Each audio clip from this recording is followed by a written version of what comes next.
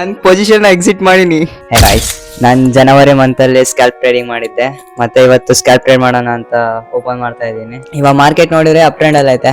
First day time frame ಅಲ್ಲಿ buying ಇದೆ, 4 hour ಅಲ್ಲಿ ಇದೆ, 50 ಮಿನಿಟ್ ಅಲ್ಲಿ ರೆಸಿಸ್ಟೆನ್ಸ್ ಲೆವೆಲ್ ಹತ್ರ ಐತೆ, ರಿಜೆಕ್ಷನ್ ಇದು. ಗೈಸ್, ನಾನು ಇಲ್ಲಿ ಇವಾಗ ಲಾಂಗ್ ಸೆಟಪ್ ತಗೊಳ್ತೀನಿ.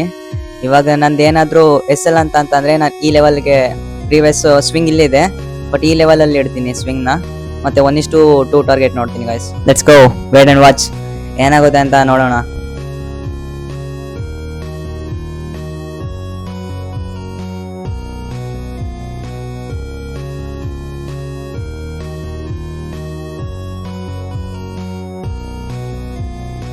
ಟಿಪಿ ಹಿಟ್ ಆಗುತ್ತೆ ಅಂತ.